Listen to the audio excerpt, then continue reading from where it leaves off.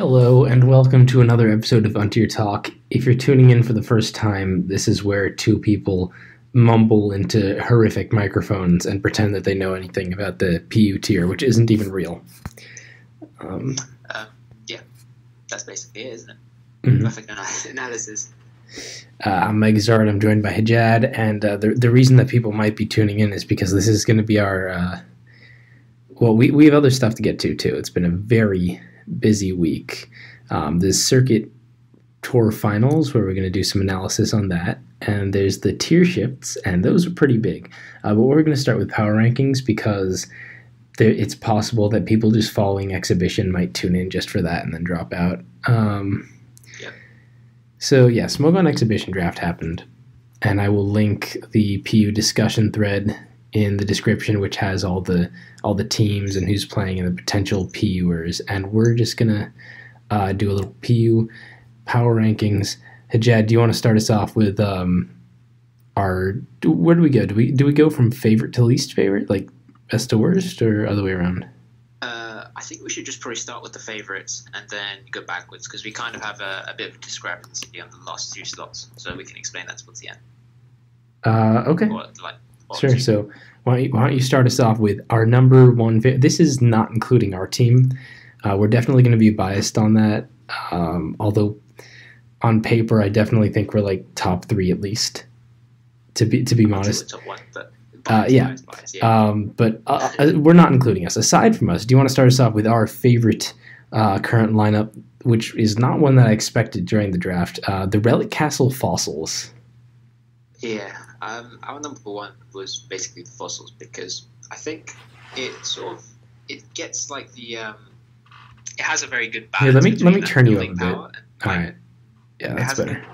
Power between like building power and just pure ability to win matches. Ivigaro and Ryza, I believe, are the starting slots. So week one we have Ivigaro and Ryza. Yeah, so Ivigaro and Ryza, two established tour players. Ivigaro, more consolidated in the RU community, but nevertheless putting up solid numbers in PU, showing really good promise and talent here. So 100% a fantastic pickup. From what I've seen, he's a very, very great player. Absolutely. Ryza, old dog, coming back for a big tournament. I think he's, you don't just lose your talent over the years. Like, if anything, you probably get a bit, less, frustrated at the game. So maybe he'll, time's a good thing for him, or maybe he's got a bit of rust. But either way, he's still going to be a really solid player. To cap all that off, they have they drafted Galbia, or otherwise known as G, in the our former cheerleader. Yeah, and I think that's quite a clever pickup, because nobody was really going to bid on Galbia. He was always going to be a 3K. Mm-hmm. But what he brings to the table is, SPL level maturity and quality. So he'll be able to advise in that team building department whether, if Ryza or Eevee wants to bring a team with specific weakness, whether Galbia thinks that risk is a beneficiary, I guess you can say, or not, he has that better judgment. Yeah, so Galbia is an old player. Ryza's an old player. They've both got that kind of veteran knowledge. Even though neither of them have been around the community, I still think they come off really solid, especially in this pool, which is kind of weird. I almost feel like the fact that me, you, and Teddy, who would have probably been the three biggest drafts, are all stepped out to manage, definitely made the pool really weird. There's a lot of weird drafts, and Ivigaro Ryza isn't necessarily the starter combo that you'd be like, yeah, they're definitely the strongest. But I'd still have to rate them pretty strongly. Potential weaknesses: Ivigaro is also starting an SPL for their first time. That's probably a bit of a priority, but good building support with Galbia. Another plus is also, if for whatever reason things don't work out between those three, they also have a couple of very solid substitutes. 49, if he manages to play, has done well in PU Tours in the past. And then, of course, Ham. who's just like generally fine if you throw him in any tier with a team. So I should say Ham is he played a few games, I believe, in UKPL, but yeah. He was. Although we didn't get to start him as much as we wanted to in PUPL specifically, he showed clearly in testers that he knows what he's doing. He's also very aggressive, so he's not the type of guy to make a or be a free win. Like, he's a complete opposite of a free win. So I'm confident that if Riser or Eevee drop off for some reason, or have to take priorities or something like that, a Ham could easily slot in, or even 49. 49 is also. I'd imagine Ham or 49 would sub in before Galvia. I don't see Galvia playing, but it's entirely possible he will. I don't know. We do still talk, but not like a ton. So I think I'll take it down to the number 2, which is our week 1 opponents. And in my opinion, again, like, not considering ourselves, probably the strongest overall draft, the Mauville City Magnets, managed by Coconut and Finchinator. So they don't really have much support. It's 2 PU players and then no one else who really touches PU at all. But the 2 PU players are Robert Alphonse and Sam I Am. They've got like veteran knowledge in other tiers. They've both been playing PU for quite a while. They've both always had solid tour success, and neither of them has really like. They both kind of stepped back a bit in circuit. Didn't do a ton, but I think they both did well in PUPL. I'm not actually sure about that. I don't know. This is a team that I can't necessarily say that they have like the recent circuit results, but they both have always been able to pick up multiple like iterations and tier shifts of PU and come back quite strong. Have won like the most random tours throughout PU's history because they can just kind of pick it up and play the game quite well. And I think they're also players who will just bounce off each other really well and genuinely try to put in their all. That's another big thing. I think both of them, I think both of them are absolutely going to try pretty hard, at least at the start, assuming they don't get demotivated. And I really put a lot of effort into building those teams. And I drafted Sam, at least, for the last PUPL, and I know he can put in a lot of work and come up with some really nice stuff, with Robert Alphonse also to kind of rein in the weirder building tendencies, which honestly, like, he does a good job of not really bringing those to actual tour games.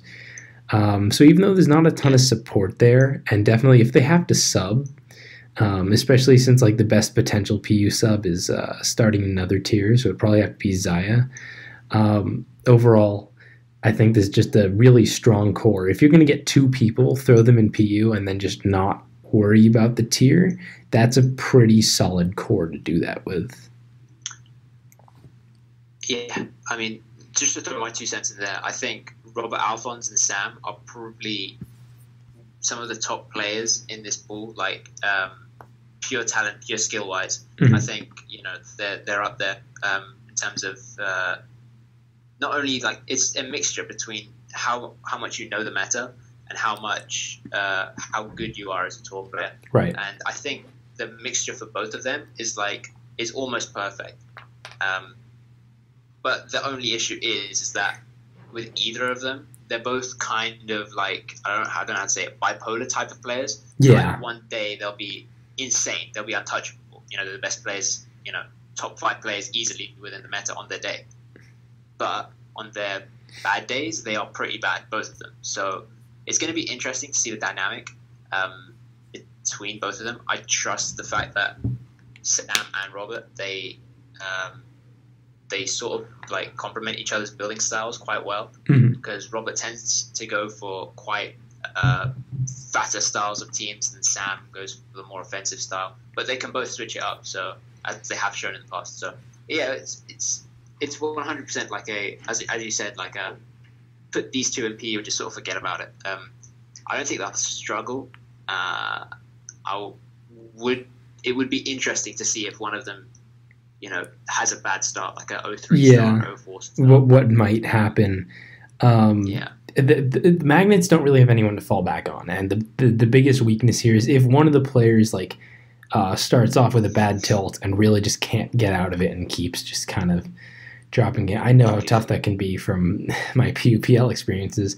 There's not really much to fall back on here. There's the best backup to me is maybe taking Zalmog out of. He's starting in Monotype, or I'm not sure. Maybe take him out of there and like try to fit him into PU, or perhaps just throw in Zaya, who I don't really see as like a kind of tour player who can pick up other metas. Like I hosted a World Cup of OMs and he went like 0-4, I think. So there's really not a lot to go on there. But I do not see that happening. I think they're both going to put out some pretty strong results. I'm happy they both got drafted, even though they weren't like particularly high up the circuit standings or whatever. Managers like knew to pick them up, so I'm happy about that. And I think that's the Magnets.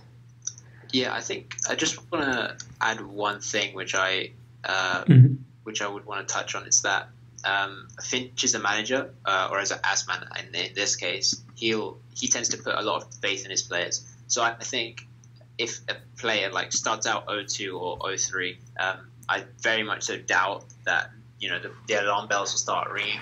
So I believe they'll be given like a fair opportunity, a fair shot at the entire player pool. Mm-hmm. Plus, it's not like he really can do anything, like we've said. Yeah, I think but of all like players, like you can put your trust in those two. I feel like at least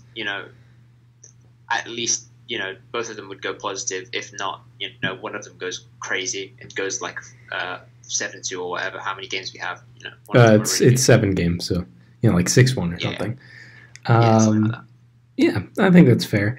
So since you've been bringing that veteran Brit knowledge so far on British players like Ham, why don't you talk about our third ranking team, which to me was honestly like felt weird to put them in third, but I think it's warranted. The Striaton City Snackers, managed by our very own Teddy and Dibs the Dreamer. I think if you look at their lineup just from from an outsider's perspective looking in, you don't take into account anything else, but apart from their lineup, I think you can put the Snackers as like not the greatest team. I would say you probably put them lower down the ranks, but by virtue of having the building expertise of Teddy and Dibs in the background, that makes their team so much better in so many different ways. They took a similar route to us, I think, because we knew both of us could build. So we drafted Kushalos, who didn't know how to build, but is obviously a great tour player. Well, it's not that Kush doesn't know how to build. He's just like busy with SPL. But that's basically like the same thing. Because the manager can build, the fact that they have a player like Likens is really good. Likens is just a generally exceptional player. He's been good in previous PU tours, PUPL, just getting past teams by Robert Alphonse. He was the one who went 5-0 and then 6-1 2 PUPLs in a row or something. I don't remember. I'm pretty sure he's had excellent PUPLs. He might have even had an excellent PU Open when we had that in 2016. And with Teddy building support, he's definitely one of the strongest players in the pool. With the potential, 100%. Anyway. It's unlikely that he's going to crash and burn, whereas there's definitely even PU mains I could see being less consistent than Likens with Teddy builds. Yeah, 100%. I think also Dibs is very good at clocking on to meta trends and seeing how to practically abuse them. So they will gain 1 or 2 wins just out of Dibs knowing, okay, the meta is tending to shift towards this. We should use this style of team so we win this match. He's very good at that. That's always what he's been very good at in terms of PU. So I think if you look at the team holistically and you take into effect that the managers are both extremely good quality PU players and builders specifically, and the fact that they have a really strong tour player in their slot 1, and really good players also that can fill in that slot 2, like Shane and Osh. They're both fantastic players. So I think third is a solid ranking for them. I think it's more appropriate for their overall quality rather than if you're looking at just player for player. Yeah, so slot two also we hit Lycans a little more. Osh is not someone I really do PU at all, but he has had good overall low tier experience. You know, Yeah. the slam performance he won NU Open, was it? Yeah, I believe it was NU. Yeah. NU Open, he made it like far in slam playoffs, I think, like top 8. Yeah, top 4, he made it. like Yeah, he made it far into slam playoffs. He's got that experience. He's got the building support, and he's got like I assume he's going to be at least helping out building his own stuff. And then even if Osh does not perform, Shane Gould is an excellent backup. Another player that doesn't necessarily like consistently keep up with PU and plays it all the time, but comes back for all the tours and is always good and always like just generally keeps up with the meta in the community. And there's no harm in having a Shane Gould. Just as a final point, I just want to say that when I had Shane for the PUPL last year, despite the fact that he wasn't too familiar with Oras, like he played it a bit back in the day, but he only had 1 or 2 teams, if I recall correctly. But he made a really strong effort to build his own teams and make sure that they weren't susceptible to counter teaming, and also that I don't think one game that he had like a really horrific matchup in as well. So I think Shane, just as a quality check almost in that second slot, or even as a player, because we know he's a fantastic player in the past. So he's 100% like a solid slot. I would think he'd get his opportunity sometime in this tour, if not pretty quick. I definitely agree. So yeah, moving on to the team number 5, the last team before we get conflicted about who's last. The Drakes. The Drakes, to me, are the team that like... Wait. Did you miss one? Oh, you're right. I missed one. That was only 3 teams. We're really good at this, guys. You're drunk. Jesus. The 4th best team, the middle of the pack that doesn't include us, the Elites. The Elites are the biggest wild card, in my opinion. There's like 2 other teams that are also considered like very wild card teams, and they're not even as wild card as this. They have Katut and Jiri. The managers Levi and Decay. I've never seen them around PU. Good LCers, never seen them around PU, and they basically just went for like big circuit picks, I guess, because their starting slots are Katut and Jiri.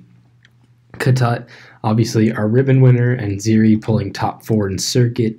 That's great. But how well they can perform in a team tour is still questionable. Ziri is a team tour veteran of tours like PUPL, and I team with them for RUPL and things like that. But as a player, they've towards the end of like in circuit, they either used like the exact same things, or the one time they tried to mix it up versus me, it completely backfired and they got just 2-0 in a handshake. So they really need to pull something out, make sure they're not like counter styled for the team tour, because people that prep hard for the kind of stuff Ziri normally brings and forces them to like go outside their comfort zone could be scary, or it could be great. They made top 4 of circuit. Katut, kind of the same way, has a super just volatile style where he basically is just excellent at counter teaming, pulling up matchups, and then playing the matchups like solidly, but has not shown any. I've never seen them in a team tour. It's a very different dynamic, and they're going to need to pull it up. But that being said, I think he's definitely a little less of a wild card than Ziri. Still picked up a ribbon. I would say Ziri's a larger wild card than Katut. Katut's like, his play style is just a wild card, but like he picked up the ribbon, and I gotta at least hope that he's going positive in this. It's weird. It is also weird that they don't have a ton of building support. They have a lot of players that put down PU in their sign up, but not a lot of players that are actually like significantly PU experienced. You've got Kaori, who only put down PU, doesn't really play any of the tiers. Actually, I thought he played a bit of LC, but I don't know. He only put down PU in the sign up. Doubles, wasn't it?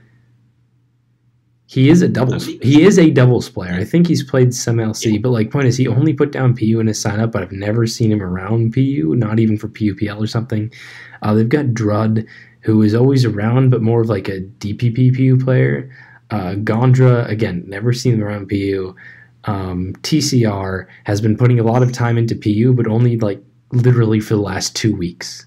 Like Yeah. since I exhibition think sign up he'll. started, he's been around PU, and he's definitely like a resource who can put some time into helping people with teams. But I don't know, just really one big question mark on their support, which is really what cements the wild card because Katut and Ziri kind of have to make it mostly on their own. Which like if we had Katut and Ziri, but with the team building support of like a TJ or someone, I think that'd be an incredibly strong core.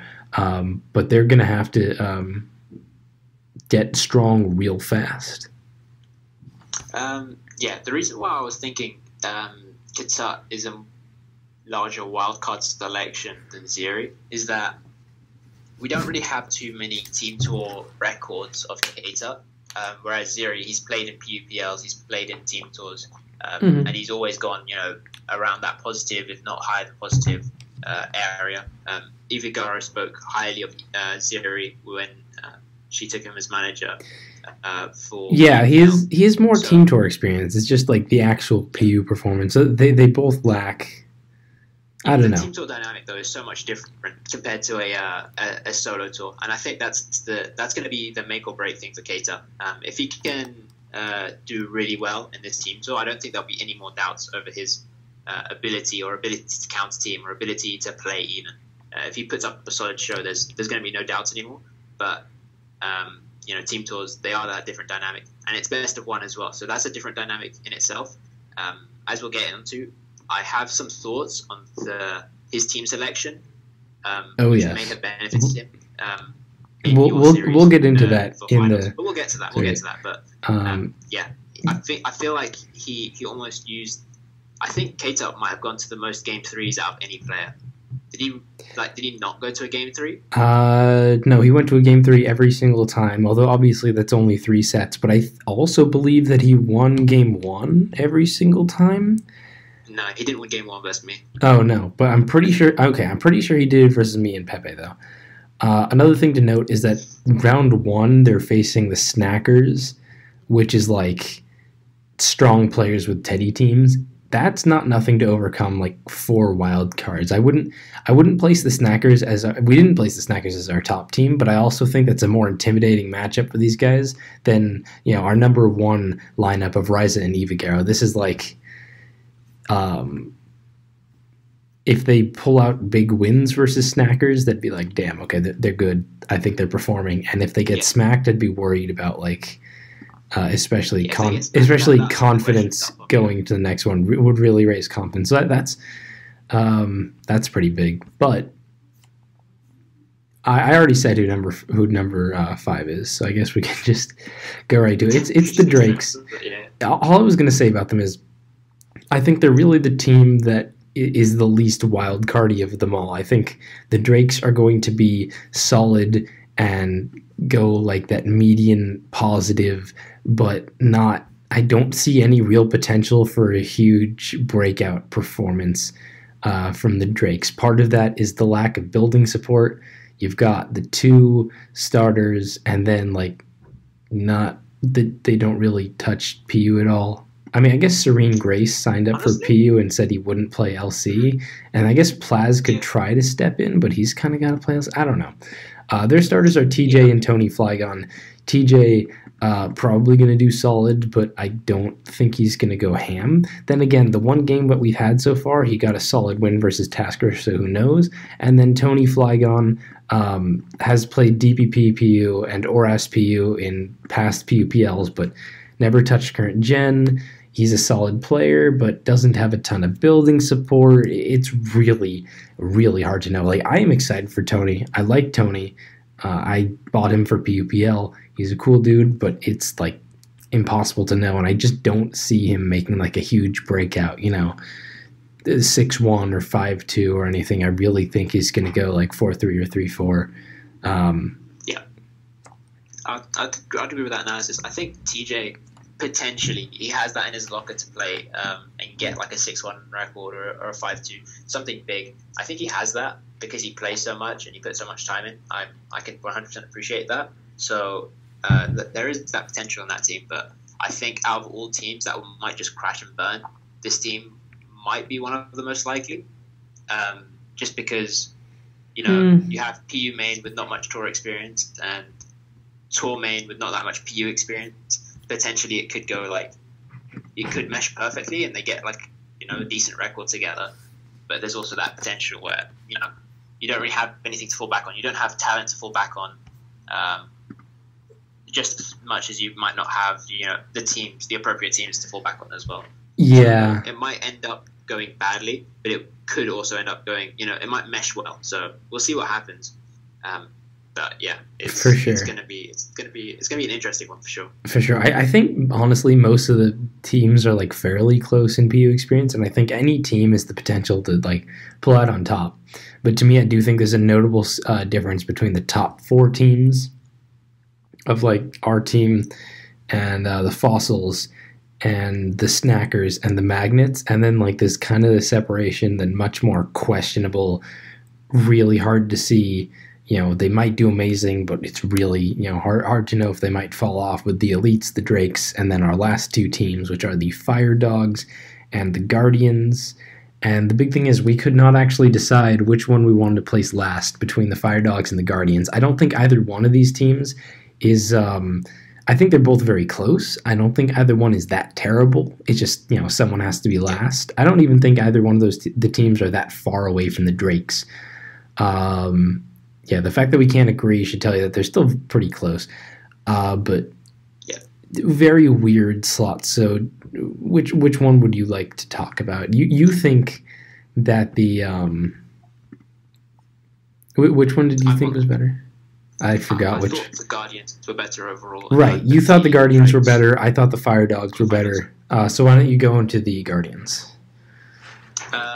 So yeah, I mean, the reason why I think the Guardians should go above the Fire Dogs is when I look at the Guardians lineup, you have loads of potential there from a good player perspective, but also a building perspective. If you look at it, Many has been a really good team builder. He's always been his biggest asset in PU. Pills has also been around the mill. He knows how to build a PU team, but they also have potentially extremely good in terms of talent. Pure tour playing talent. I believe their starting slots are Lax and Passion. Their starting slots are Lax and everyone's favorite user, Passion. Yeah, so I know Passion plays PU, but on and off.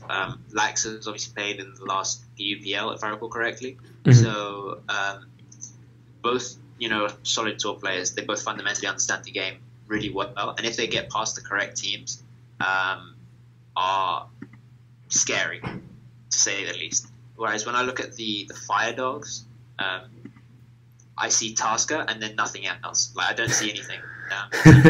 Pure talent or building.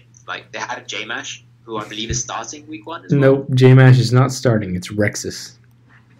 Rexus is starting week 1. That's an interesting selection. I have not seen Rexus play PE. I've also never seen Rexus play PU. So yeah, let me talk about the Fire Dogs, and then we'll each criticize each other's selections. Fire Dogs have Tasker, who is a solid slot, and I think he'll do well. He has the first loss of the tournament to TJ, but he's a circuit qualifying PU tier leader, and I think I don't need to say a lot about why he has absolute potential to do much better. The second slot is really where it gets questionable. The only PU familiar face they drafted is J-Mash, who's completely unproven in tournaments. He's had he's had some fine circuit runs, but never nothing in team tournaments or whatever. But he can build some teams. I can attest to that. I've tested with J-Mash a decent amount, and they have some fine players to pass it to. I think. Brexus, I do not know. When he got drafted, people were making the bags of money joke. So I think I thought he might have been the guy who'd said that bags of money thing that turned into a meme. That's all I know.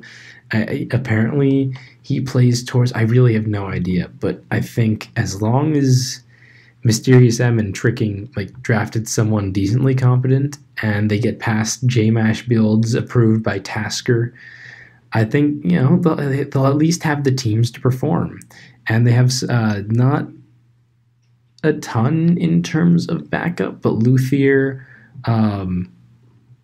did well, and I'm not sure if it was Slam or one of the Opens, or I think he did well in RU Open, even though he's not an RU player, and then qualified for Slam or something. I'm pretty sure he qualified for Slam. I should double check that.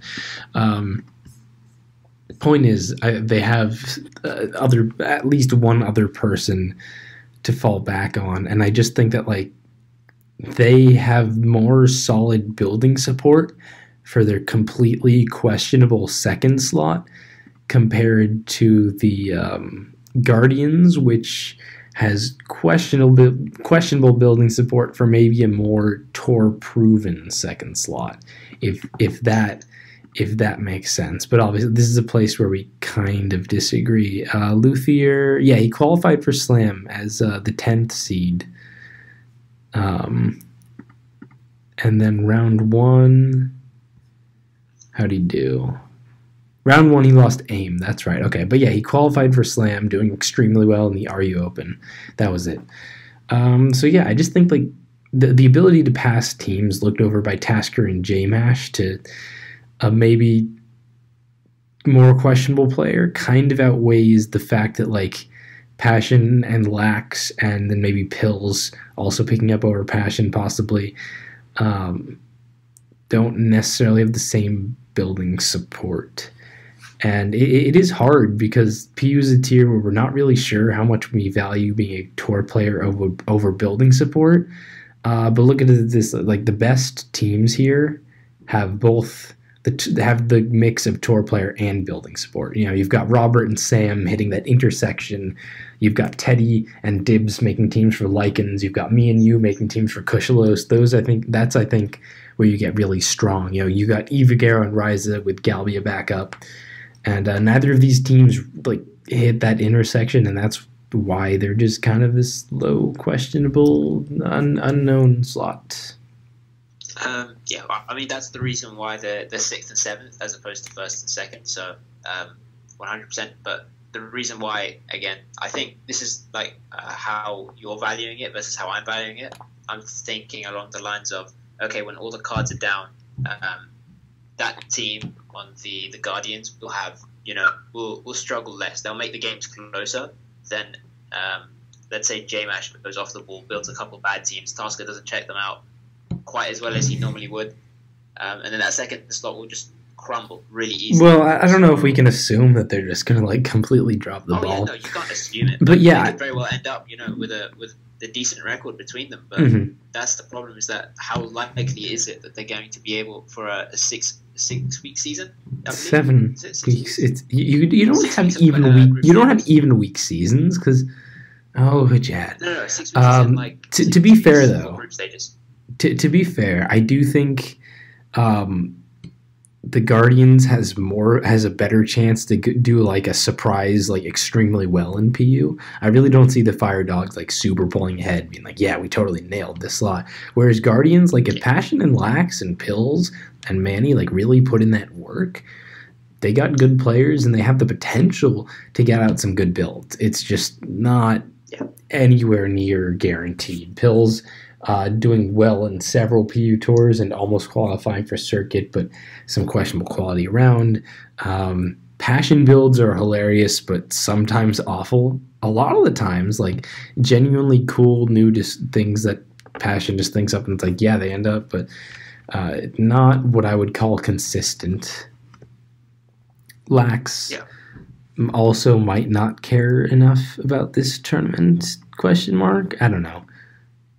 Lax is just a good player. I don't think he is just a good player, though. To build or to test or anything. He's just there to go in, play his match, and that's it. I think similar to how Kushalos and Lycan thought me, to be honest. Yeah, and that's all they really need. So that's basically our standings. We didn't do individual player standings. We kind of did it by team.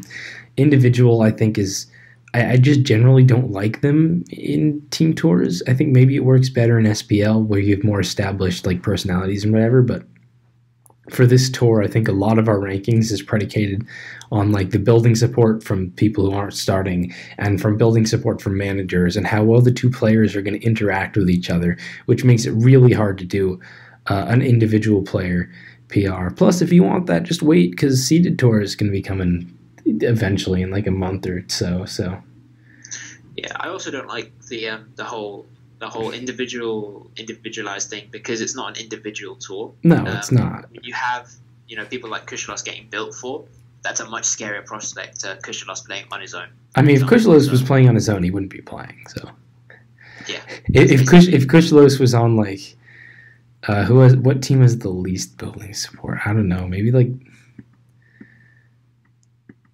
I don't know. I wanted to say something that I didn't really have anything to say for it because I'm bad. If without Teddy. Yeah, if Kushalos was like on the same team, but the managers were not me and you, it was like Levi and Decay. He'd be in a completely different slot on like the how good do you think this player is gonna do list. So yeah, I don't think individual player rankings are great, but that's our player rankings. I'll probably be posting them onto like the PU discussion along with Untier Talk. So if you're only here for some rankings discussion, then you can leave. It's fine. I understand. It's already been 36 minutes and we haven't even gotten to analyzing me versus Katut. It's fine. But before we do that, tier shifts. Yeah. That was a segue. I'm mad. Yeah. I'm mad. We lost Togedemaru and we lost Wheezing. Why are you blowing into your mic? Oh, no reason. I'm just sad. Togedemaru left. Oh, that was just a sigh. Okay. Yeah, we lost Togedemaru and Wheezing, and we gained Minior and Gastrodon. And then Wheezing and Gastrodon is like not really that notable. We expected Gastrodon. It's not going to make a huge splash, but it's going to be fine. Wheezing, it's fine that it leaves the meta. But the other two are like, what are words? How do you describe a tier shift like this? It's just messed up. First of all, Togedemaru leaving is just sort of like a massive fuck you to the entire metagame. It's just sort of like we've finally found something that doesn't force Jinx Primate 50/50s, and it's gone now. We're back to Jinx Primate 50/50s, speed ties. Well, not quite there yet. You got Scarf Swanna and Scarf Manectric, but yeah, speed control I think is going to be super weird in this meta. Some people have pointed out that Togedemaru is like a bit of a crutch, and my answer to that is yeah, it's a crutch. I think we need a crutch. I think it was important defensively, and I think it made the tier more playable. That being said, who knows how it'll shake out, but I'm very apprehensive. Like, without Togedemaru, I think a lot of things are just going to become a lot scarier in building. Yeah. And compressing all your roles onto a team is going to become much harder. And, yeah, I'm scared. I'm worried. And that's even before we get to Minior, the big, like, maybe it's broken, maybe it's just Dodrio level, maybe it's garbage, but it's looking like it might be broken, so we're going to be scared for now. Dude, I think it's one of them things with Togedemaru. It's just sort of like lol Scarf Manectric now. It's the Scarfers that we have now don't offer anything in terms of defensive utility. Defensive utility. Yeah, that's what I meant. Defensive utility. It's Togedemaru was such a good mod for compressing roles, just as like how Scarf Kabu manages to like compress that role into a more but even then, let me look at here. Let me go to the PU resources thread and pull off every Scarfer, and they're all like either too awkwardly slow, like they don't beat Lilligant. Like that's your Scarf, that's your Scarf, or Omastar too. Yeah, that's your Scarf, your Scarf Rotoms and your Scarf Skuntanks and your Scarf Kabutops. and your Scarf Mesprits, or like their defensive presence is objectively bad. Primeape takes no hits. Swanna doesn't really take hits. Scyther, I guess, takes hits a little bit, but also rocks. You got Dodrio. Haunter is pursuit bait. Lilligant doesn't beat other Lilligants, and it is hard to click moves with. You've got your Oricorios, which, when they're scarfed, like, are not very strong or threatening whatsoever.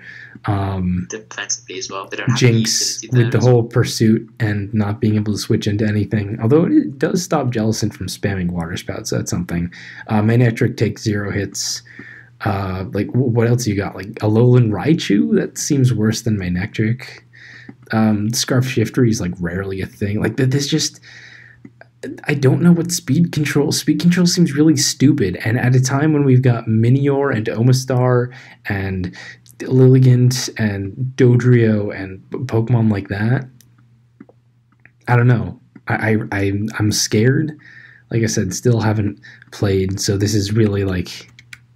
I don't necessarily love giving out opinions like this, but at the same time, I think the fear-mongering is absolutely warranted. And speaking of fear-mongering, Minior, is it going to be like Dodrio and Omastar? The, oh my god, it's broken, wait, no, it's not that good? Or is it going to be a busted Shell Smasher that we can't wall? I'm personally, just from what I've seen so far, I'm apprehensive to call it broken, just because it depends on how the opponent decides to play the Minior. Like, if the Minior is in front of you, it's, I don't know, you just need to find a way of sort of like resisting the aggro EQ stab, I guess, or the aggro EQ cover, I'm sorry. Because at the end of the day, if you put it into the range where it changes form into that, you know, the busted form, I guess you can call it, it's just going to sweep your team 100% of the time, unless you have like a Quagsire, I guess. But well, that's the thing. They can run HP Grass, which is relevant. You got Quagsire and Fizdef Gastrodon. Or they can run Power Gem, which is needed to kill Pom Pom after rocks, but I don't know that it's forcing a 50-50 it does, in your checks. So does it do anything else? Like, I guess there's Rotom Frost. I don't know. I mean, dude, I think the problem is that I'm envisioning it behind screens, and, you know, with like a Gastrolure or a Quaglure or something, and it's, how do you check it? There's no... Even without a lure, if you got screens up, they're going to have to burn you. It's also got some item variability. White Herb is probably... You can burn it, can't you? I think because of its ability, you can't burn it. Oh, yeah, you can't burn it. Shields down. That's crazy. Yeah. That's crazy good. Sableye as well. Wait, how let me look up Shields down just to be absolutely certain as to how it works.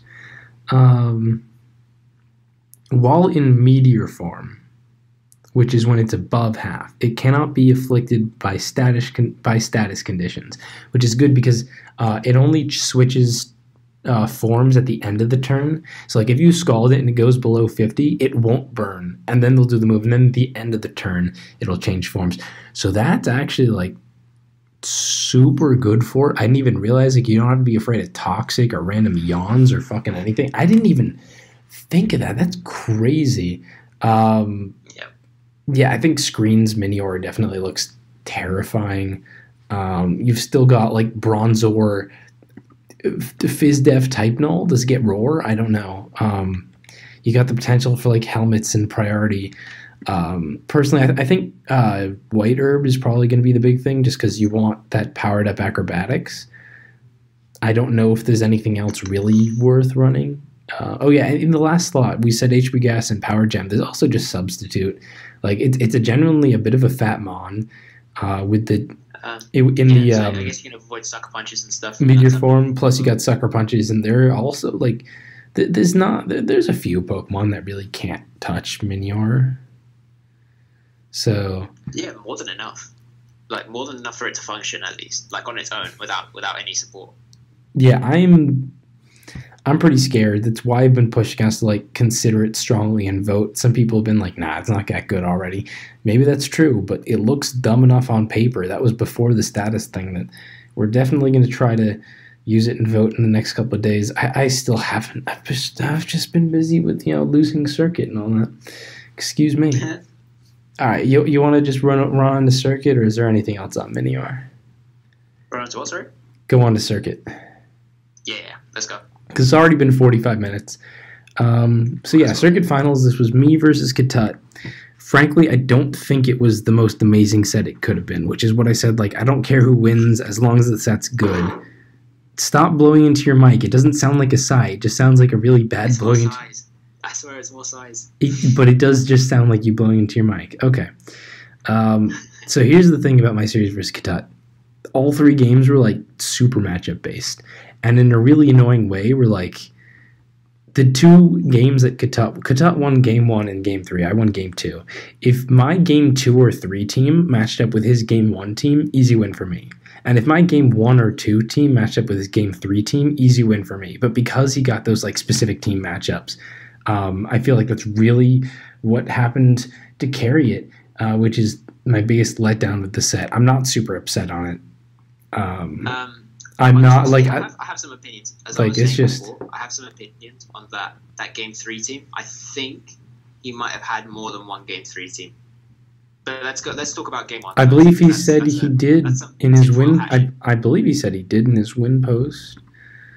His win post is also relevant because we've described Katut before as a player who's like extremely good at just like fishing for matchups and getting those good calls. And as you'll see, like that's absolutely what happened. He went for some really hard matchups with teams that are like super inconsistent, in my opinion. But then in his win post, he described it completely differently. He said like he liked the teams and he thought that they were his most consistent teams. And to me, he deleted 80% of the teams he had because they were too unreliable. And that's crazy to me because going to game 1, I genuinely think his team is just not very good. And aside from the one Pokemon that just had a stupid good matchup versus me, Nasty Plot, Alolan, and Persian, his team got fucked.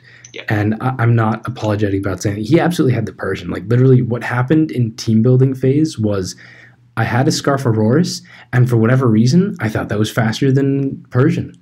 It's not. But because I thought it was faster, I just didn't think about the matchup, and I had pretty much no way to handle it. So you'll see the game like be close and exciting for a bit, but in reality, like I think Persian won every single time, and there was pretty much nothing I could do about that. What was the what? Right? Or Scarf? It was Scarf, yeah. No, it was Scarfaroris. That was my plan. I didn't even realize until halfway through the game. I'm like, wait, I have no way to beat this whatsoever, which is a real shame because I love my team. I think it's super unique and super different and super cool. It's Victory Bell Hail, which is like what? Yeah. But I think it's good, and I think Victory Bell is actually really nice on Hail, especially since most Hitmonchan are Thunder Punch, not Ice Punch. So it's great. It works quite well as a fighting check. And I really do break his team pretty strongly with Victory Bell, and I've got the Dragon Volley, and I've got Spikes, and I've got the Hail, and that's all amazing. And literally the game is just like I put on a stupid amount of pressure on his team because his team kind of sucks. It's like Spikes, but then his only wall breaker or his only way to do damage is like A, go for Spikes and hope that it's bad versus Spikes, and then B, like his wall breaker is Frostlass, but it's some kind of max HP Will-O-Wisp Frostlass that's supposed to be his wall breaker. Like what? Why? What? I don't know. His team is just stupid weak, and if I had the same exact team, but like it was Silvally Fairy or something, free game, absolutely free game. But Persian just happened to win. And yeah, I know I'm being negative on a team that won, but like that's how matchup works. You'll see in the first few turns, my Victory Bell gets in, and Victory Bell instantly gets a kill because it's really good versus his team. His Frostlass gets a super annoying Cursed Body, which is the only reason that he almost ends up in an advantage state because of Cursed Body. But then even like I get Victory Bell back in, I get another kill on his Mesprit with the Z move. And it's like everything's going great for me. I take out the Frostlass, and then Persian comes in, and it's like, oh, the game is over. Like I'm up 5-3, and then Persian comes in, and then I literally just lose. Like he gets a kill, a parting shot's out, he goes Togue, he goes back to Persian, he gets more kills, he just sweeps the team at that point. Super, like the game just ends. The second Persian comes in because I thought that Scarfaroris was faster, and I'm kicking myself. This is a set that I absolutely could have won. I'm happy with how I played. I think I brought good teams, mostly aside from that. But yeah, this is just like an inexcusable. I fucked up bigger than Katut fucked up. Katut brought a bad team. I brought a team that got fucked. Yeah, I think that it's important to I don't know. I guess not focus so much on the matchup. I feel like there was room for you to potentially outplay the Persian. Because the Valley Dragon, I believe, could have tanked the Dark Z move, right? Yeah, okay, So that's the other problem. I didn't realize that Persian was faster than Scarf Auroras until after I let Sylvali Dragon get weakened. That being said, I do not think I genuinely don't think I was winning the game, even with that. Katut had more room to play even safer with Persian than he did in this game. He just didn't need to because he could just click moves and win at that point. And he's not a bad player. He knows how to take an amazing matchup like the one his Alolan Persian had. Because my speed control is A, Scarf Auroras, B, a Hail Alolan Sandslash that's not Z move, so it can't nuke Persian, and C, support Alolan Persian, which can't touch his Alolan Persian. So it's I think Katut is a solid enough player to play out that matchup and just not have to worry, and that's the game one. Yeah, I mean, I personally think that there was room for you to outplay potentially. I put outplay in quotation marks. There was a way for you to play more. I guess to take in consideration that Nuzlocke Persian. But as you said, you didn't know it was. Yeah, and me not knowing is absolutely inexcusable. I don't think, I said this is a set that I could have won. I don't think I deserved to win. Especially with that, I don't think this is a game I deserve to win because that's fucking stupid. I just auto lost to Alolan Persian of all Pokemon. What am I doing? But I pretty much I think I redeemed myself at least in game 2. I think game 2 is enough of a redemption factor. Well, yeah, I think game 2 was one of them ones where it was just sort of it really came down to Stealth Rocks. If you got Stealth Rocks up and you got Lilligant out, it was just going to be how much work does a Lilligant do before it dies and then Healing Wishes. So Lilligant had 2 cracks at beating your team, and if it didn't win, he lost. That's basically it. I think the poor part about this game was that he crit your Altaria with the Stone Edge. That was really fundamental. Right. Okay. So game 2, I bring Stall. Yeah. I bring Stall because I absolutely don't Katut says that his teams are good versus Stall. I think that's a filthy lie. Myself, he genuinely thinks a lot of his teams are good versus Stall, and I disagree. And I'm going to bring Stall and call him out on that. This is the first time I've ever brought Stall to a Sun Moon PU game. Literally. I used it in Oras very occasionally. I had that Perish Trap Lapras Stall. I'm not a player known for using Stall, so I also figured maybe he's not too prepped for it. And yeah, he doesn't even have Taunt Weezing on this team, which would have been huge for the matchup. If this Weezing was Taunt, completely different game. But yeah, his team's not good versus Stall, and it's literally get up rocks and Quiver Dance with your Z Hyper Beam Lilligant, and you have a Healing Wish opportunity, and hopefully that's enough. It shouldn't have been. I think my matchup is just too good. I think I can handle Regirock, even though it's T-Wave, which was pretty unfortunate, and he got a Paraflinch very early. But even then, Nasty Plot Lilligant has a hard time breaking Altaria plus Articuno plus Audino. But what if you don't have Altaria? What if you're doing real well, you get an early Flamethrower burn on Skuntank, which I admit is nice, but his Skuntank was such a non-offensive threat. Plus, it's definitely he makes up for it tenfold in this game because his Assault Vest throw, which he really used, crits my Altaria with Stone Edge. The one turn, I just want to predict him switching out because why is he staying in? And I know Stone Edge won't kill, and I'm certain he's not Ice Punch. He gets a crit Stone Edge, which means my Altaria, the Pokemon that stops his Regirock from getting up hazards, is dead. And it's a super good Lilligant stop, and the Lilligant has only one Z Hyper Beam, so Altaria plus Articuno, kind of hard to break that. His entire team got 1v1 by Altaria as well. Like, literally. His only Mon that doesn't get 1v1 by it, kinda, is, like, technically Trick Mesprit, maybe, if he was Trick, and then, like, Paraflinching with Regirock. But the Regirock got toxic really early. Altaria was a free switch into Weezing and Skuntank and, like, just took off so much pressure, even if it wasn't just for Lilligant.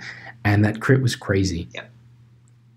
And I think that was the big thing, because understanding that Lilligant matchup is it's really centered around having that 3-mon core, that Altaria, the Articuno, and also having the what's it called, what's his name, the fat thing, the Ordino. Mm-hmm. Mm-hmm. Yeah. So like if you have Ordino, for example, take the sleep, you can go out either into your Articuno, sack it to the Z Hyper Beam, and then you have a free Altaria switch in, or if it's HP fire, you have 2 checks just in case one gets dies to Stealth Rock or what. Right. Whatever, you still have it in check. But you need all 3 to be safe. And I didn't get all 3 because the Mon that was like the best in this matchup for me got crit. And after that, the only way I could win was A, if he set up T-Spikes so that sleep wasn't a factor on Audino, which he did.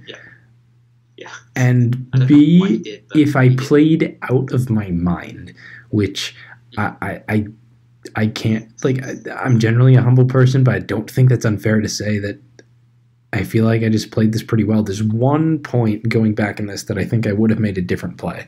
1 point. And then otherwise, I think I really did, like, absolutely everything I could have possibly done to handle this matchup well. It also definitely helped. He went Lilligant the first time very early, probably specifically because he knew that he could Healing Wish up later. But he tries to, like, Quiver Dance up on the Carbink that was already a +2. Didn't go super well. But what happens after it goes from, like, turn 30 to turn, I don't know, I'm going to start skipping through all these, where it's just basically super long period of time where I've got mostly just my Audino, switching back and forth between Audino and Quagsire. I can't safely get Rocks up because Altaria is also the defogger, and I need Rocks off to have a useful Articuno. And Articuno is super good in this matchup. Like, if I got an Articuno with how dead the Regirock was, Articuno could also put in an immense amount of work, but it basically, like, cannot come in at all. So it's literally just like turns and turns of turns of, he Healing Wishes the Lilligant, just like switching around between Quagsire and Audino until he finally Healing Wishes the Lilligant and goes for a second round of setup. And the one thing I would have done differently is that I go Articuno on a Giga Drain from the Lilligant, and then I leave it in to die because I know he's Z Hyper Beam. And in hindsight, I should have gone Quagsire, because later I'll have to fodder to Lilligant, and Quagsire gives it Giga Drain recovery, whereas an Articuno that dies to Stealth Rock would not give it Giga Drain recovery. Plus, Quagsire would have also scouted for the HP fire. That's a crazy play. That's a Nostradamus play right there. That's like some visionary type shit. I thought about it in the game right after I foddered Kuna. I'm like, wait, Quagsire is less useful than Kuna. I mean, I still pivoted into the Regirock like once with Quagsire, but I could have gone without that. But yeah, basically, like, his Lilligant gets back in after the Healing Wish. I have to fodder Kuno. I have to play absolutely perfectly around this toxic Lilligant, as it just, like, does way too much damage to Audino. I fodder Quagsire, and then I finally force out the Lilligant. At this point, I'm like, this is what I wanted to happen. His Scarf Mesprit is out, which means that Nasty Plot Alolan Persian is faster than his entire team. The problem is, this T-Spikes, this Stealth Rock, and it can't set up without taking damage, and it's like, can Persian sweep this team when it's going to be getting chipped away at very rapidly? And I have to be extremely careful. I need the Weezing to be in range of regular Dark Pulse so I don't have to waste the Darkinium Z. Which basically means a very, very long series of Audino spamming Wish and Protect and slowly chipping away Weezing 8% at a time with Knockoff until he finally gets into that low amount of health. I bring Persian in when I think it's time, when I think I'll be able to Nasty Plot on the Regirock, but unfortunately he doubles back, so I take a little bit of unnecessary chip that makes the game even goddamn closer. And eventually, I get the wheezing down to like 20%, and intentionally, oh no, I get it down to I get down to 4%, excuse me, and intentionally fodder odd no. It only had like 2 wishes left or something. And my Persian comes back in. It's Persian versus 4 Pokemon of his left. 2 of them have less than 10%. But one of them is a Lilligant that only dies to Darkinium Z and does way too much damage with Giga Drain. The other one is a Burn Skuntank that I can only 2-hit KO and will get to chip me with Poison Jab and Sucker Punch. But I have just enough to win. I have just enough to win. It also comes down to a play where like he tries to double out predicting the Z move, and I have to predict him switching out knowing that I'm gonna thinking that I'm gonna Z Dark Pulse. Like he goes Lilligant. Lilligant is out of range of regular Dark Pulse, only dies to the Z move. So I have to predict him foddering Regirock on the Z move, go for the regular Dark Pulse, and then at this point I can Z move safely. Even if he goes Skunk to predict me using the Z move, I can Nasty Plot on Skunk, and I have just enough health to be able to pull out a win. But it was really crazy because in the end, Skunk goes down to 2 T-Bolts. The rolls were like almost guaranteed that it would, but it looked really scary. And I end up winning with a 10% poisoned Alolan Persian. It could have been even lower. Sucker Punch did like 4 to 6, I think. I could have been like a 4% Alolan Persian, poisoned, about to die. By the time I win this game, somehow pulling it back from the brink, and I was like, "Oh God!" Yeah. I honestly, when I thought you were on this game, I thought that's it. The gods are on your side. My butt was so clenched when I was watching this. Dude, there was even one point in the game where I just got up and went to the bathroom. To be honest, it was a long game and very exciting games. And when I pulled this out, I was like, "Oh." On one hand, I would hate to lose after all that effort. On the other hand, if I lost, I'd be like, you know what? I did some good shit today, and I can take a loss because this game I'm very, very happy with.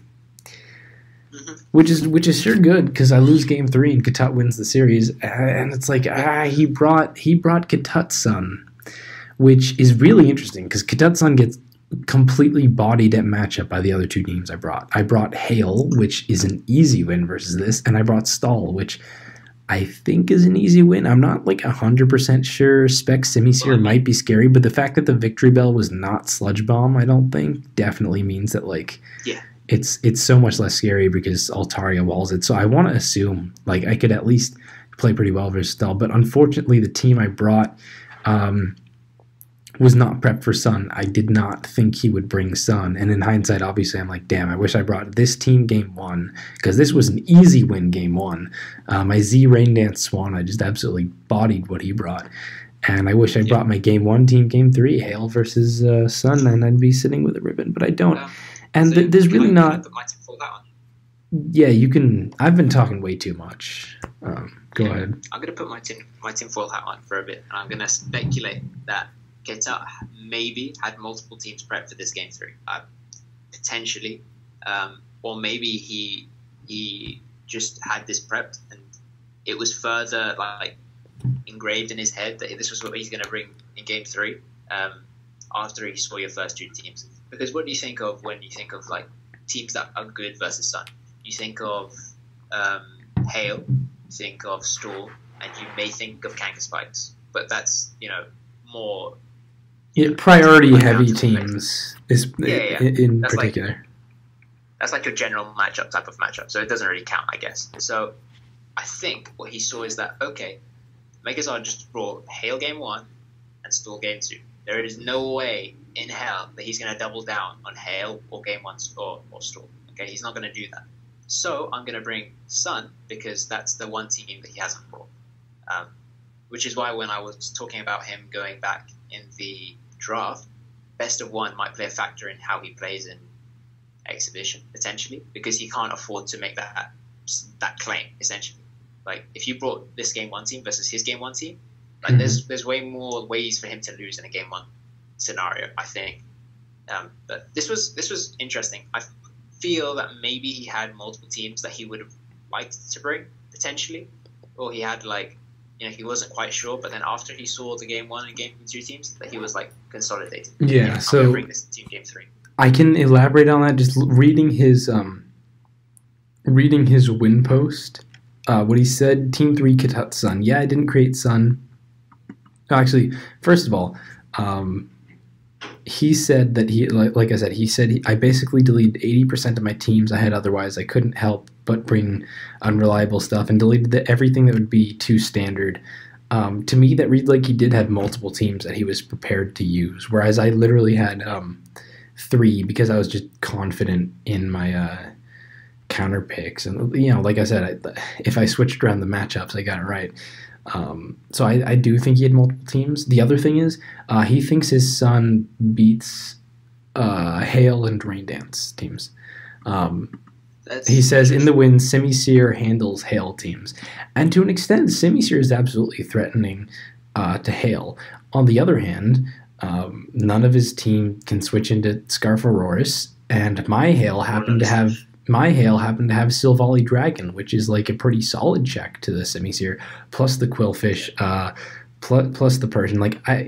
He thinks it beats Hail, but especially my Hail in particular, like having the Volley Dragon and the Auroras being Scarf as opposed to Stealth Rock, I don't see that happening. But in general, he said that he thinks it beats Hail.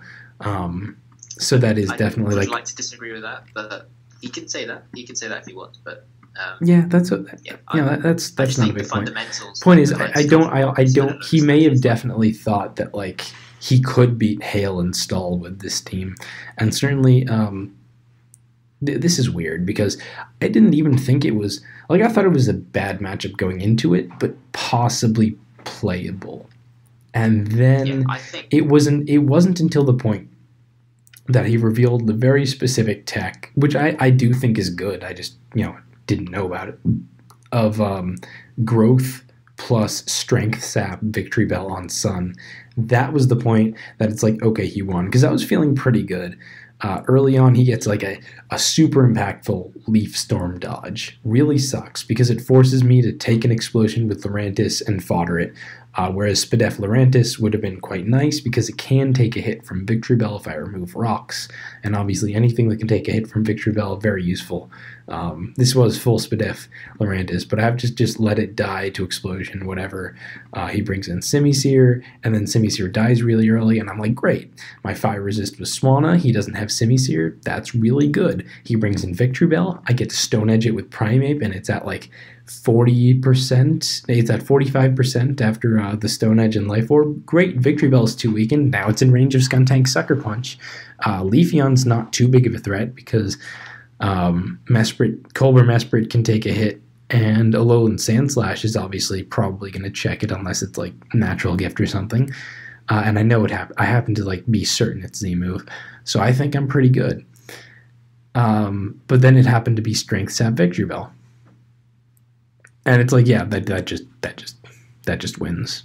The fact that Strength Sap drove that just wins. If it was just Sludge Bomb instead, then yeah, I had the game. But specifically, that's the one thing that's like, oh, I just lose the matchup. And I get to pull out my techs. I get to pull out my super cool Z Randance Swanna, which I think is a super awesome set that it has a good matchup versus every team because every team uses Scarf Togue, and it outspeeds Scarf Togue. Like, it's a really cool mon.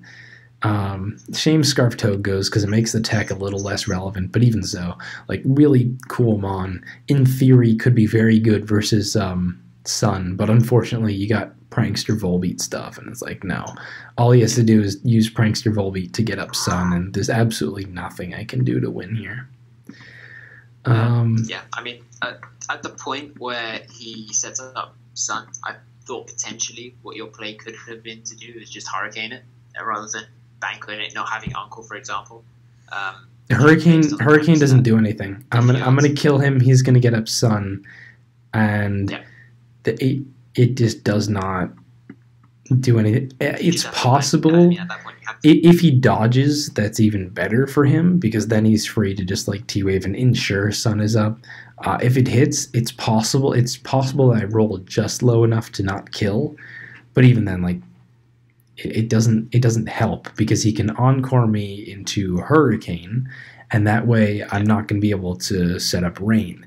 And if instead, like I switch out to try to make sure he can't encore me, then he can freely U-turn. So like there's nothing I could have done there, and that's basically the set. Like it's just he had matchup.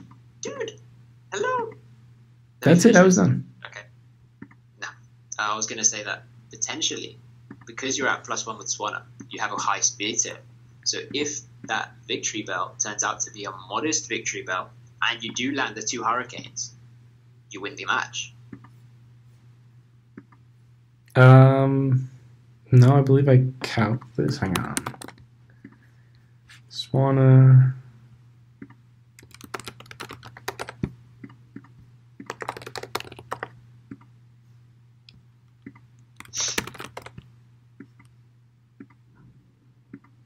Oh yeah, no. I felt that my odds in hindsight, this is also something that I disagreed with. But at the time, I was like,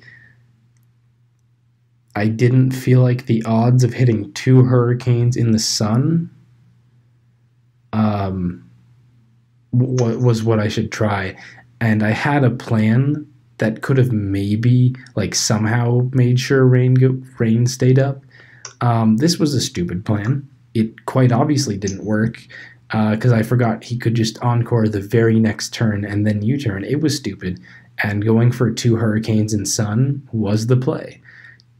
Do I think I would have won if I went for that? No. I'm convinced that Katut would have dodged one of the Hurricanes in Sun. That's 2 50% accurate moves, I think. Yeah. 50%? So, yeah, but 50% accurate. Yeah, so I had a 25% chance to win that. I mean, that's oh no! Plus there's like the roll. Plus there's like the rolls on Volbeat. Plus I think Alolan Persian actually takes a surf in the sun. I'm pretty sure. So I don't even think I had. Doing that to you. It's gonna do like what? He's gonna parting shutout into the healthy Victory Bell. I actually don't know if Victory Bell lives. Yeah, no, mine. It comes down to you like hitting Victory Bell with the Hurricane. Like if you win that, I'm confident that you. Okay, no, never mind. No, it's possible for me to. Yeah, if I like got a poor roll with the -1 Swan on the Victory Bell, that's also another way. Basically, I don't think it was going anywhere. It was still better for me. I think it was more likely that he was timid timid fucking Victory Bell, and then he just won anyway, like regardless of anything that we just said. But you have to take every single chance you get, I guess. But that's a potential chance you could have had at winning. But is there any way we can? Is there any way we can calc Timid versus Modest? Let me see. Let me look back at the moves it clicked. I'm pretty sure there's probably a way to see. Just killed everything, didn't it? Actually, I think it might have weatherboard something. No, it just killed everything. So yeah, there's no way to know, but there's a good chance he was Modest, I think. But either way, I agree. Staying into Hurricane was the better play. Or hurricaning instead of rain dancing. It was the better play. I do not think I would have won, but I think I would have had like a better chance at winning. Ultimately, though, like this was really just Katut had the matchups with teams that are kind of silly, in my opinion. But like I said in the win post, that's not really meant to be a slight. His biggest strength is that those counter teaming and picking up the matchups and then just being it does work. Competent enough. Hold on, we can't count this. Being competent enough to play at UCalc. I'll just like give my summarizing thoughts. I agree with everything I said in that win post. His strength is just getting to pick up those matchups, and it was risky, obviously. If I swapped game 1, game 3, I'm absolutely confident I won. Absolutely, like especially the game 1 team. I really don't like his game 1 team, but he had matchups, and that's what he do. So he's our circuit winner, and that's fine. That's a legitimate strategy, and it's a strong strategy. It's not one that. Okay, a lot of people do effectively. I just have something really interesting. All right, yeah. What's the count? Do you know exactly what percentage it did at that exact point? Because it says 48%, but I don't know if that means 49% or 48.1. When did always 48% where what? He did 48% to your Swanna with Weatherball in the Sun. Okay, so I calculated it, and the modest victory belt in Sun with Weatherball does 48.7 to 57.7. So regardless, it's a ridiculously low roll that he could have just had. Okay, so I think it was way more likely based on that calc. Wait, I think I was way too late, but based on that calc, I think he was timid. For him to do 48% in Sun. He did 48% to your Swan with a Weatherball, which is a complete min. That's either a minimum roll for modest or a reasonable, not unlikely roll for timid. Yeah, okay, so it even is looking more likely that he was timid and staying in didn't even do anything because timid Swanna or timid Victory Bell outspeeds the +1 Swanna. So yeah, even then, probably not a huge difference maker. Yeah. So the only likelihood is that it was potentially we could say, but I think yeah, again, with 95% certainty, 98% certainty, you can say it's probably timid. Yeah. We lost anyway. Mm-hmm. So yeah, I gave the circuit roundup thoughts, and Katut's our ribbon champion. So yeah, I'm still excited to see what he pulls out in his first big team tour and exhibition. Personally, I'm looking forward to just staying in competing in PU tours and maybe grabbing that ribbon in 2019. Who knows? But for now, I guess I'll have to just stick with flexing with my DPL record. 5-0, baby. I think I'm super interested. I'm rooting for Keita personally in the what's it called, the tournament that's happening, Smoke on Exhibition. Because I think as just generally as a newer player, he has that potential to break the mold, become a relatively consistent tour player just in general. It's going to be interesting how his style manifolds into a team tour best of one situation. I think that's going to be the most interesting thing for sure. Mm-hmm. And with that, yourself, we got a season tour player. Yeah. I don't know. That's just the wrap up. And with that, I know it's this. Do we want to just skip a Jets gimmick corner? It's been 117 minutes. No, I'm sorry, an hour and 17 minutes. That's very different. You can just say Jets gimmick corner is the Rain Dance Swanna. There you go. Oh yeah, the Rain Dance Swanna. Yeah, I mean, I was the one who came up with that, but you liked it, so there's that. Z Rain Dance Swanna pretty cool because it outspeeds Scarf Togue, and it's not that strong. That's why I hated it when I used it way back, because it is weak, but it's a cleaner. It's a cleaning Pokemon that has rain boosted surfs and accurate hurricanes, and if you just weaken things, especially in this Spikes meta, it can be a bit of a menace. Yep. And with that, thank you for tuning into Untier Talk. If you're someone more interested in exhibition who then stuck around, why? I mean, geez, that's dedicated, but cool, I guess. And if you're a PU main, I hope y'all have an excellent 2019 with all the new circuit tours and non-circuit tours that we talked about, and welcome tier shifts, and I hope things go great. I hope we have a cool 2019 circuit that ends up just as hype as the 2018 circuit. Now, actually, it's going to be way more hype. We're in open. I'm just rambling at this point. We'll see y'all next week.